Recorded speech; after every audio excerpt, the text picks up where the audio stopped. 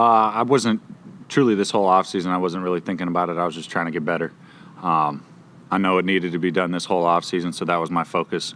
And, yeah, getting it done this offseason and talking to the Jones family, it was awesome to, sign the deal.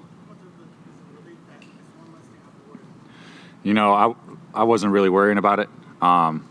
It was super far in the back of my mind because, like I said, I was really focused on trying to get better this year and making sure, I was taking my best foot forward this season and just be as consistent as possible. Clarence Hill, DLLS Cowboys. Shotty said you got paid, so now you can pay with that engagement ring. I don't know if that's already paid for now. That's Shotty, it wasn't me. Yeah, definitely. Yeah, it was already paid for, but no, yeah, definitely. Just my whole family's been super supportive these last 2 days, and my fiance, she's been my rock through this whole thing, and yeah. When did this contract get to the nitty gritty? Steven said you guys started talking a week or so before the start of training camp. Really, when it got hot and heavy, and y'all finished it up this week. Just talk about that and how quickly it got done. Yeah. The Jones family, I cannot thank them enough for believing in me and being able to have those relationships with them, Mr. Jones, Steven, that means the world to me. And being able to have those conversations, those real conversations, and be straightforward in them is special to me. And like I said, I'm really thankful that they were believing in me, and I'm excited to get going. Jake, Todd Archer with ESPN.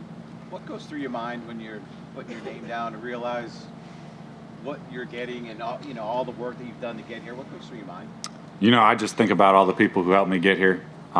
It starts through youth football. My grandfather, my dad, who was my coach through it all. And then, we go through college. My tight ends coach, Mickey Turner at Wisconsin, Paul Chris, the head coach there. And then getting here, my whole journey here, luckily I've had the same position coach, Lunda Wells. And, with all those guys I named, I wouldn't be here. And this whole football journey and getting to this point, it's money, but it also doesn't change things. I still have to prove everything. I still have to get out there in between the lines and work my tail off. And, the ultimate goal is winning as many games as possible. How much better can you be? I don't have a ceiling for myself. I try to come in each day with one thing to work on. And, that's my focus that day. I try to stay where my feet are. Don't try to look too far in the future. Don't try to look too far in the past. So just being where my feet are and trying to be as consistent as possible. That's my goal. John Machado with The Athletic. Obviously, the money part is important, but why do you want to stay, as a Dallas Cowboy? Yeah, I wouldn't want to be anywhere else. Like I said, the Jones family, through the whole family, getting to know them through my 4 years here, 3.5 years here, it's been awesome. And then the people here, the people in Dallas. I love Dallas. I love Cowboys Nation. People say, oh, there's other spots you could go. And I remember sitting down. I was like, I don't want to be anywhere else. And, playing here is awesome. And like I said from the start, it's a privilege to wear this star. And then, obviously, the engagement now this, those are some big life-changing things that have happened. And what has it been like these last few months with all this stuff happening? Yeah, it's a lot of great stuff happening. But, as me and my fiance say, not too high of highs, not too low of lows. We try to stay pretty neutral through our excitement. But yeah, it's definitely a happy moment for me and my family. Nick Harris, Forward Star Telegram. Whenever you were going through the conversations with your agent about wanting to get it done this offseason, we had talked back in Frisco, and you had said that you knew you didn't have a great year last year. Why not want to put down a better year this year and negotiate over the offseason? Why was it important for you to get it done? I know what I'm capable, and I know what I want to do this year, and that doesn't change if there's $100 million or zero. So I'm going to approach this season the way I would approach any season, and that's how I'm stepping right now. When you look back to your first camp and then now signing that deal, I guess this morning or last night, has there been any moment that you've been able to kind of center back and think about the journey so far? Yeah, I think it started happening when I started getting some texts from especially some of my old coaches, some of my old teammates, and just thinking back to where I was, my college coach was one of the first dudes to text me. And he not only helped me on the field, he helped me as a man and helped me to become the man I am today. And I could not thank him enough. And then, believe it or not, me and Lunda Wells, Coach Wells, sit down pretty often. And, whether it's talking football or talking life, I've been super blessed to have coaches that not only help me on the field, but help me off the field as well. And, that just prepares me for moments like these. And, first thing he said, don't go blow it anywhere. And so, I already told him, Dub, you know me. I'm not going to do that anyway. So, not something that comes immediate, but yeah. Hey Jake, Patrick Walker, DallasCowboys.com. You have a lot of reference for Lunda Wells, and I just spoke with Lunda, and it's mutual. When you talk about the consistency and synchronicity of being able to, you came in and he's been your tight ends coach ever since. He remains, which thrilled you, and now he's thrilled that you're going to be on for the next several years. Just talk about how important it is to maintain that level of consistency with the same tight ends coach. Yeah. I mean, he demands it, and I demand it from myself. And then when we put our two heads together, it's a hard force to stop, and especially when we're clicking and when we're in those meetings and we're grinding.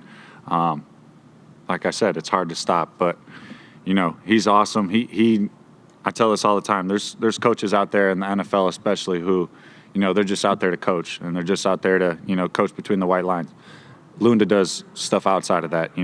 Like I said, he comes over and he'll come chill at the house. I mean, we had a conversation in my backyard for about 2 hours one time, just talking life.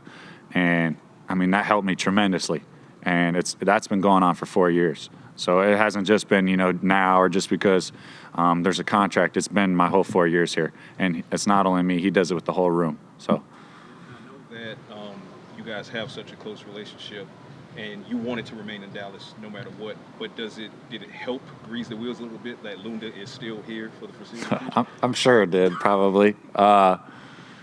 Yeah, I mean, like I said, it's a force. And when he's a coach that has a mentality and a standard that's easy to buy into, because he's setting that standard for yourself and he knows what you're capable of.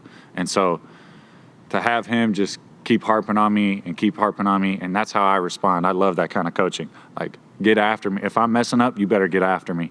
And he does that. But then, when we're out of there, it's like, hey, let's get serious. We could have those hard talks, but also we can have some fun. Joe Boyd, Dallas Morning News. Schottenheimer called you an enforcer today, saying that he likes the way you play. Where does your enforcer mentality come from? I think that starts from my grandpa, Grandpa Alvarez. He's always taught me to protect mine. And so, in camp, we're going against ours, so it's hard. But at the same time, I'm a very offensive-minded guy. So if I see something happening on the offense, I'm going to step in. But, I mean, it also starts with Shotty.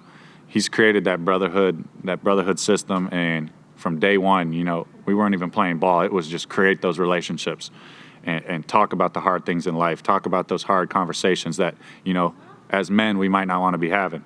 And when you get to have that, you get to know the guy on a deeper level. And so when you are out there, it's like, I don't want anybody to mess with this dude. This is my brother. You know what I mean? And for me, I'd fight my tail off for him.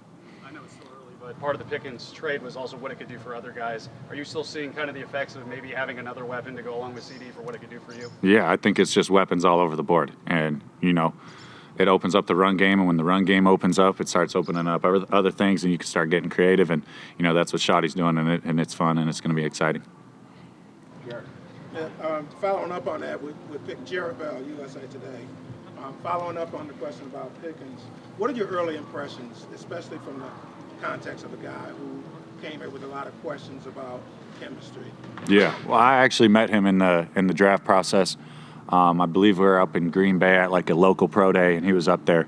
I've always thought he was a great guy, and him coming in here just made me smile. Him seeing the locker room, right back to normal and right back to chatting it up. So, I'm excited to see what he can do. And then, he gets on the field and he's explosive. And like we talked about earlier, it's just going to open up that much more things. And, it's going to be a fun one. Well, at the end of practice, he makes the play, goes all the way down the field, and then you and CD go down and celebrate with him. What does that say about maybe the chemistry that's forming? That's just finishing. You know what I mean? That's how Shotty set that standard for practice. We got to finish, and we didn't know it was the last play. George didn't know it was the last play, but he knew he had a good catch, and he's going to go score that ball. And so me, CD, going down, congratulating him, and then getting back. We didn't know if we had another play or not. So, that's just the standard. Mike Leslie, WFA. Have you ever had a coaching staff this energetic? I know you've got the consistency with Lunda, obviously, but from top to bottom, the energy out here is just different. Even at any level, have you ever had anything like this? I mean, maybe like flag football in second grade, but that stopped immediately. No, I mean, the energy here is contagious, and you can feel it out there. I mean, you guys can feel it, and you're not even on the field. So, you know, that's just a testament of what this coaching staff does and how this coaching staff approaches each day, but also to the guys who can buy into this and, you know, keep that energy. If the coaches are just bringing energy and the guys aren't you know, reciprocating that or buying in, you're going to feel a sort of, you know, a drop off on that energy. But it's energy through the whole day, through the whole practice, and that's a testament to the coaching staff, but also the guys who are buying in. The next level to that is, do you feel like it helps?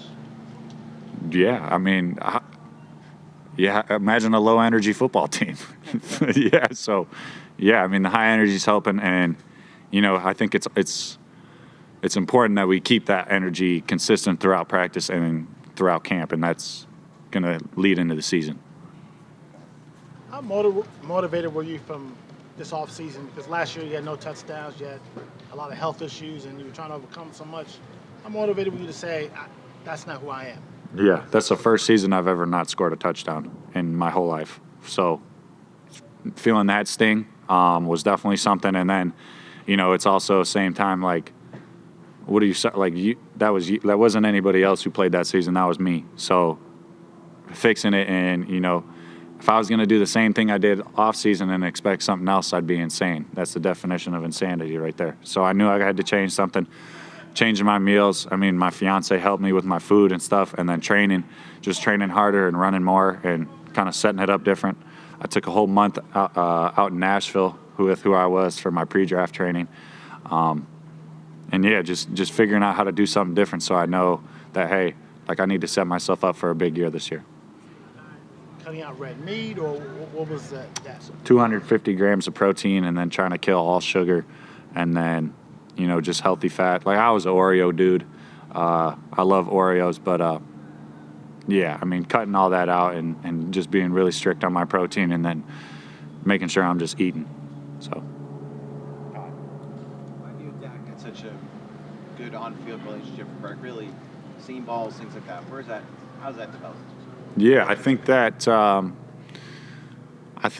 that developed just through our play. You know, me trusting him and him trusting me, being at the right spot at the right times because I know that's where I need to be. And, you know, our offense does a great job of giving me that information where, hey, this is what Dak's thinking, and this is what his, you know, his drop might be, or three-step drop, or whatever it may be. And this is where you are in the read. This is what your depth has to be, and just being consistent in all that. So he knows, okay, if I don't have this, you know, Ferg's going to be there, and I know he's going to be there. And then also just the off-the-field stuff. You know, he's one of the greatest guys I've ever met, one of the greatest leaders. And, you know, to be able to play with him on this field is awesome, but also to be able to get to know him as a man, it's even better. And, you know, get that advice from him and just hang out. You know, it goes a long way when that's your quarterback. You mentioned Nashville, that you worked out there. You had tight end. They asked you on the radio about it. Taylor Swift. You look like a little kid beating her or something. It was cool. Yeah, it was cool. I think they took that quote out of context. I was just joking. But, no, it was really cool. And, yeah, it's a great summit to go meet all the guys and to, you know, create the camaraderie.